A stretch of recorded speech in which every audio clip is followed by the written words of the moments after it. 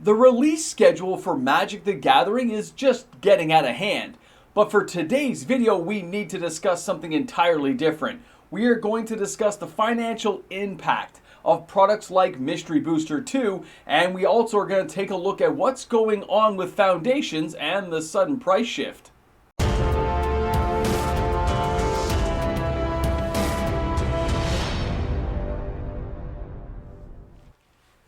Do you remember last year when they had the announcement of all the sets coming out this year? And at the very end they said, and there may be a few more sets that even we're not aware of. Well, apparently that's true, because just look what's going on. Welcome back, everyone. MTG Moxman here, and thank you again for hanging out with me on my channel. A reminder, if you enjoy the Moxman, if you liked hanging out and you like the content, don't forget to like and subscribe to the channel, turn on your notification bell, because we put out new content every single day. Now, when you're looking at the products that they're releasing and the sheer volume, we all know there's going to be some products slipping through the cracks. Although they told us they were slowing down, it really doesn't look that way when you see this sheer volume, the avalanche of products coming at us. But that doesn't mean that it's not going to be successful. That doesn't mean that it's not going to sell. It just means they're going to be cherry picked, and if they're not good enough, then they're not going to make it. The first product we're going to talk about is going to be Mystery Box 2. This is a product that I really wasn't sure was going to ever happen, and now that it's becoming a bigger and bigger thing, we've got to cover what happens with a product like this. When the first mystery boxes came out, they really hit the scene big. Players were enthralled by the massive set size and the creative cards that were all there, and the way you could play with this as a random chaos type draft thing. You never knew what you were going to open because of the size of this set. And Wizards of the Coast had a lot of success, but eventually they went a step further. Not just a festival in a box type deal, which again they're doing for this product. Right now it's the only way to get the Mystery Box 2, right? It's going to be at the convention, or I believe with the festival in a box thing they've done in the past.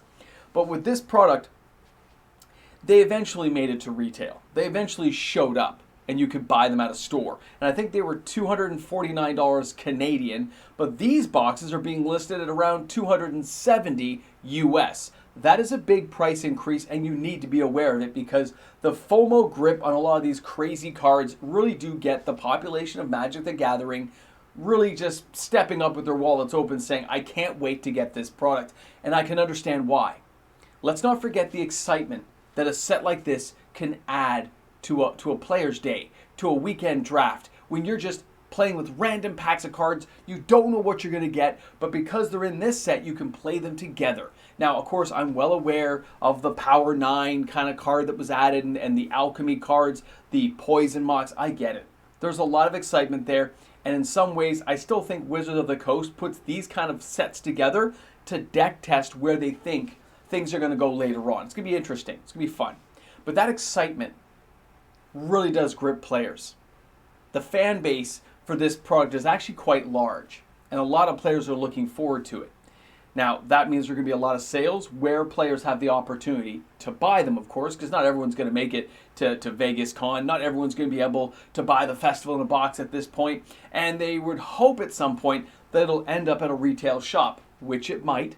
I'm not going to say it's not going to, and don't believe everything you hear, because we know these things change on a dime. If they think they can make enough money doing it, they're going to do it. Now, when I did a history search on a lot of the past mystery boxes and how they've been selling, they still do pretty good, and a lot of the stores I've talked to don't have any in stock at all. There is none on their shelves. They haven't had it in over a year and a half, which is interesting. It just means it's still a product players desire and does sell and warrants a certain price point. So keep that in mind if you're looking for this product, that $270 price tag that they're kind of hashing out there as the likelihood of the product price is probably where it's going to be, somewhere in there, because it's going to be a massive set. There's going to be tons of cards in there. Players can't wait to get their hands on. We've all seen the spoiler images of Wasteland and stuff coming up. But also be aware that not all these cards can be played in constructed formats, okay? Most of the really cool ones, like the Power of 9 Oracle, you can't play that anywhere than just casual games for fun or silly nights with your friends, or in kind of Mystery Booster Box 2 draft nights and stuff. So that's what's going on with that product. It will sell. It is going to sell well. There is a large audience of players who are looking forward to this product. You can see it out there online, and I can see it in the store conversations already coming around in all the Discord channels. It's big, okay? It's going to be exciting. Again, the official price will be a little bit different. We'll wait and see. I'm not going to talk about price that much, but I know generally what the price should be based on what we've seen. So keep that in mind. The $270 price mark US is roughly where it's going to be for that box. Now let's talk about what's going on, and let's shift our conversation to foundations, because part of what I'm going to talk about with foundations has something to do with what's happening right now with mystery box number 2. First, let me show you this price shift. 3 days ago, I shared with everyone a video that outlined the pricing from Amazon.com for foundations.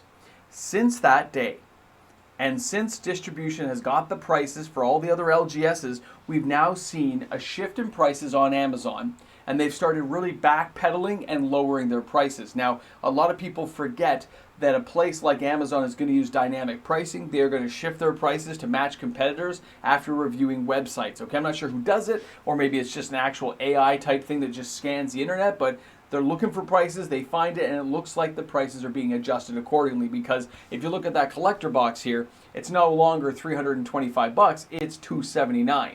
It's already knocked off like $40, which is pretty good, right? Play Booster Box, which was $204, then it went down to $189, now it's $179. You can see how Amazon is adjusting those prices to make it a little more palatable for the players. And that's because other LGSs out there, and here I'm showing you 401 games in Toronto, Ontario, Canada, so these prices are in Canadian dollars, just knock off 30% to get your US price. They fall right in line with what we're seeing here from 401. The only thing that's added here is you're going to see the Jumpstart Booster Box pre-order for $139.95. Very interesting that they've added Jumpstart back in here as a beginner product.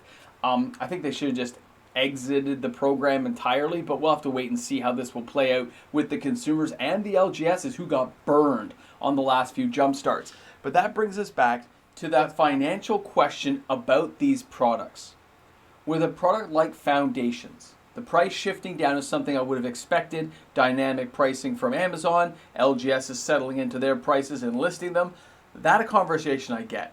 But when you look at those little ancillary products like the Jumpstart product or a mystery box product, which are going to be a little more niche, but at the same time have an audience that wants to buy them, I wonder if Wizards of the Coast hasn't really learned their lesson about really tightening in their actual overall product volume, because that original lineup of products they shared with us and that little mention at the end, that's going to hang there for a long time to let us know that we should always expect a few surprises from this company that needs to make sure a certain profit line is always met and usually expanded upon, because it's a publicly traded company. They got to keep generating revenue, and of course shareholders always want you to go up, so that's another whole conversation. But the product placement and the price of the products, and the fact we've seen a little bit of increase this year after we've seen Duskmorn pricing. Duskmorn went up about 5% across the board, and that's going to continue for a lot of the new products this year. All the way into 2025, we'll probably see another small increase,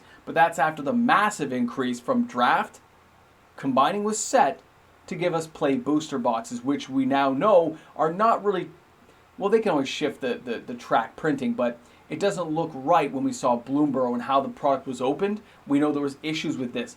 So it looks like all this confusion around what Wizards of the Coast has done with so many products, so much conversation, so much news about Magic the Gathering, even somebody like me, I'm going to have to sit down, go over all this for probably days on end, trying to figure out the financial impact of all these new reprints coming to market, the new cards coming to the set, how they're going to fit with the existing cards.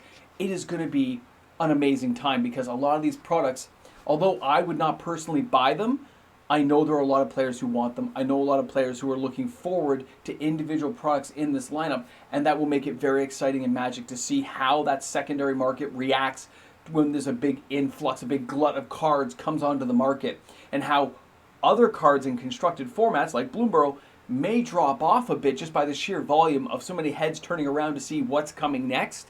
And that leaves a lot of opportunity on the table. But either way, time will tell, and it's something to always factor into these conversations. When Wizards puts out so much product that we can't ingest it all, we don't have time to look at everything, stuff falls through the cracks, things get forgotten, And often, products don't sell well. They cannibalize themselves. It's the simplest way I can put it. There's only one consumer with one wallet, and we're under enough stress already, especially with the prices right now. Guys, thanks again for hanging out with me. Drop some comments in the comment section. Let me know what you guys think about this product and other upcoming products. I look forward to reading those comments every day. And of course, I will see you guys tomorrow with another video. Have a great one, guys. Enjoy the day. Hey guys, welcome back to the end of the video.